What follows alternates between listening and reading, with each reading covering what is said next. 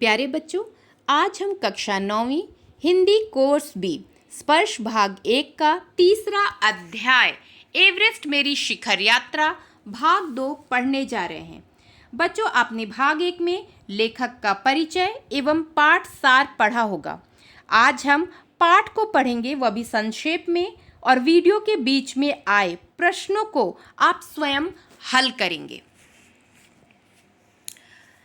Everest अभियान दल 7 मार्च को दिल्ली से काठमांडू के लिए हवाई जहाज से रवाना हो गया। उपनेता प्रेमचंद ने नेतृत्व में पहले ही एक मजबूत दल को प्रस्थान करा दिया था ताकि वह बचेंद्री के दल के बेस कैंप पहुंचने से पहले खतरनाक हिमपात के रास्ते को साफ कर सके। नमचे बाजार वह स्थान था जहां से लेखिका ने सबसे पहले एवरेस्ट को निहारा। यह स्थान नेपालियों में सागर माथा के नाम से प्रसिद्ध है। सागर माथा अर्थात सागर का माथा, सागर का सिर। यहाँ की सुंदरता के बारे में बचेंद्री लिखती हैं कि उसने बर्फ का एक बड़ा टुकड़ा आकाश से फूल की तरह आते हुए देखा, जो कि एवरेस्ट की चोटी पर लहराते हुए एक ध्वज के समान लग रहा था। बर्फ से बना यह ध्वज 10 किलोमीटर से भी लंबा हो सकता था। बेशक वह इसमें थोड़ा डरती थी, किंतु देखने की लालसा में इन मुश्किलों का सामना करना चाहती थी। जब लेखिका का दल 26 मार्च को पेरिस पहुंचा तो उसे हिम धंसने के कारण एक शेरपा कुली की मृत्यु की खबर मिली। कर्नल ने बताया कि कभी-कभी ऐसी सूचनाओं को भी पचाना पड़ता है। लेखिका आगे बताती हैं कि प्रेमचंद एवं उनके दल ने पुल बनाकर, रस्सियां बांधकर तथा झाड़ियों के रास्ते को निशान देकर, साथ ही सभी मुश्किलों का अनुमान लेकर यह बताया कि आगे ग्लेशियर है तथा हिमपात के बारे में कुछ भी कहना मुश्किल है। बच्चों, क्या आप जानते हैं कि ये हिमपात क्या होता है? हिमपात अर्थात हिम का पात, पात मतलब पतन, पतन यानी गिरना। जब बर्फ गिरता है और वह बर्फ बहुत लॉट में ढेर सारा एक साथ जब हिमपात होता है, बहुत बर्फ गिरता है, बारिश होती है बर्फ की, वह होता है हिमपात। हिमपात के कारण कई ऐसे एक्सीडेंट हो जाते हैं, कई ऐसी दुर्घटना हो जाती हैं जिसके बारे में व्यक्ति विचार नहीं किया होता है पहले से। मौसम के प्रतिकूल प्रभाव से बेस कैंप पहुंचने से पहले एक रसोई सहायक की मृत्यु हो चुकी थी। वहां पहुंचने पर एवरेस्ट पर्वत और इसकी अन्य श्रेणियों को निहारा। वह एवरेस्ट लोहोत्से और नुत्से की ऊंचाइयों से घिरी बर्फीली टेढ़ी मेढ़ी नदी को देखती रही।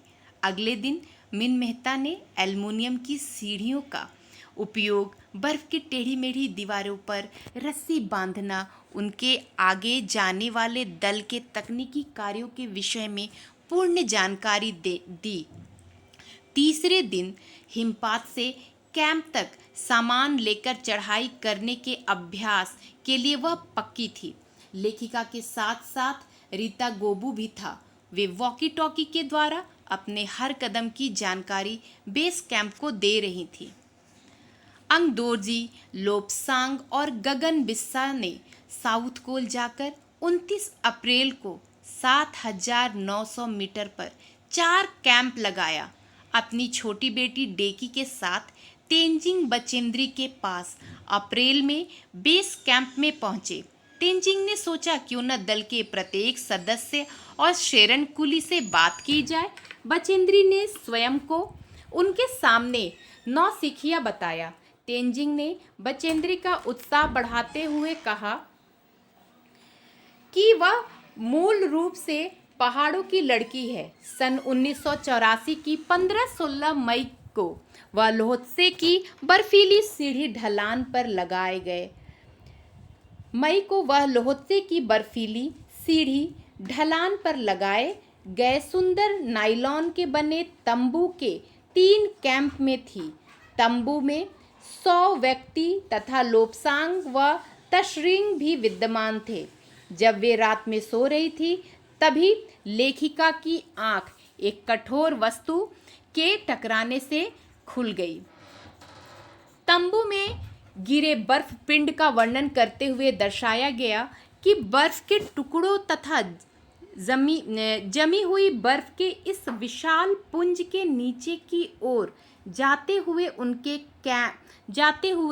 उनके कैंप को उजाड़ दिया था। अर्थात एक बर्फ का पिंड था जो ऊपर से नीचे की ओर जा रहा था और जाने के दौरान उनका कैंप बीच में पड़ा और वह उसको उजाड़ता हुआ नीचे चला गया। लेकिन कोई हताहत नहीं हुआ, कोई घायल नहीं हुआ। स्वयं बचेंद्री को बर्फ से निकाला गया, वह उसके नीचे दब गई थी। लेखिका आगे बताती हैं कि 16 मई को सुबह 8 बजे सभी कैंप 2 पर पहुंच गए थे। वहां पर अभियान के नेता खुल्लर ने टूटी हुई हड्डी वाले शेरपा की तारीफ की। लेखिका ने खुल्लर के वापस लौटने के लिए मना कर दिया। अगले दिन बचेंद्री साउथ कोल पहुंची तो अगली चढ़ाई की तैयारी शुरू कर दी। अगले दिन बचेंद्री साउथ कोल कैंप पहुंची तो अगली चढ़ाई के लिए तैयारी शुरू कर दी। लेखिका अगले दिन ज़रूरी सामान के साथ थी कि जय तथा मीनू बहुत पीछे चल रहे थे। जैसे ही वह जूस व गर्म चाय लेने के लिए बर्फीली हवा में अपने तंबू से बाहर निकली, वैसे ही उसने मीनू को देखा। कुछ आगे चलकर उसकी की तथा जैसे भी मुलाकात हुई। की ने जोखिम उठाने का कारण पूछा तो बचेंद्री ने कहा कि वह भी पर्वतारोही है और उसका फर्ज बनता है कि वह भी अपने साथियों की सहायता करे। इसके बाद वे सारे साउथ कोल पहुंचे जो धरती पर सबसे कठोर जगह के नाम से प्रसिद्ध है। बिना ऑक्सीजन के अंगदोर्जी की चढ़ाई मुश्किल हो रही थी। या तो उसे साउथ कोल पर वापस आना था या फिर उसे अपने प्रयत्न को त्याग देना था। अगले दिन लेखिका ने देखा कि हवा बहुत ठंडी थी। बिना चिंता किए वे रस्सी के सहारे ऊपर चढ़ते रहे। उन्हें कोई अधिक परेशानी नहीं हुई। आगे चलकर उन्होंने देखा कि चट्टानें इतनी कठोर और भुरभुरी थी जैसे शीशे की चादरें बिछी हों। दोनों ने मिलकर फावड़े से बर्फ को काटा और उन खतरनाक स्थानों पर एक एक कदम सावधानी से रखा। शिखर कैंप तक पहुंचने में उन्हें करीब 2 घंटे लगे। पीछे मुड़कर अंगदोर्जी ने लेखिका से थकने के बारे में पूछा। बचेंद्री ने निडर होकर नहीं कहा। फिर अंगदोर्जी ने कहा, यदि हम इसी गति से आगे बढ़ते रहे तो यकीनन दोपहर 1 बजे तक शिखर तक पहुंच जाएंगे। बाद में लाटू की लाई रस्सी से उन्होंने चढ़ाई की। ऑक्सीजन की ठीक आपूर्ति से लेखिका आसानी से चढ़ पाई। लेखिका को विश्वास हो रहा था कि वह सफलता से सिर्फ 2 कदम दूर हैं। 23 मई 1984 का दिन में लगभग 1 बजे खतरों को पार करती हुई वह एवरेस्ट चोटी पर पहुंची। इस चोटी पर पहुंचने वाली वह पहली भारतीय बनी, क्योंकि चोटी पर 2 व्यक्ति साथ खड़े नहीं हो सकते थे। इसलिए उन्होंने बर्फ की खुदाई करके स्वयं को सुरक्षित बनाया।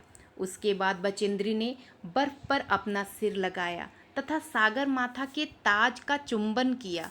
बचेंद्री ने अपनी सफलता पर बहुत खुशी हुई। बचेंद्री को अपनी सफलता पर बहुत खुशी हुई। वहीं पर भगवान को उसने याद किया। उन्होंने न केवल अपने माता पिता को याद किया बल्कि अंगदोर्जी के प्रति भी आभार प्रकट किया, जिन्होंने उसे इस मंजिल पर पहुंचाने में मदद की। उधर अंगदोर्जी भी बहुत खुश थे। बाद में सोनम पुलोर ने लेखिका के फोटो खींचे। अभियान दल ने नेता कर्नल खुल्लर ने भी लेखिका को बधाई दी। अभियान दल के नेता जो कर्नल खुल्लर थे, उन्होंने भी लेखिका को बधाई दी। इस तरह बचेंद्री पाल ने प्रस्तुत पाठ के माध्यम से पाठकों को संदेश दिया कि मनुष्य में धैर्य, हिम्मत और मुश्किलों से जूझने की ताकत है तो वह कोई भी सफलता प्राप्त कर सकता है। बच्चों, यहाँ दिए हुए हैं कुछ प्रश्न जो आप इस पाठ को, वीडियो को देखकर आप हल करेंगे। ये प्रश्न यहाँ दिए हुए हैं और इसे आपको हल करना है।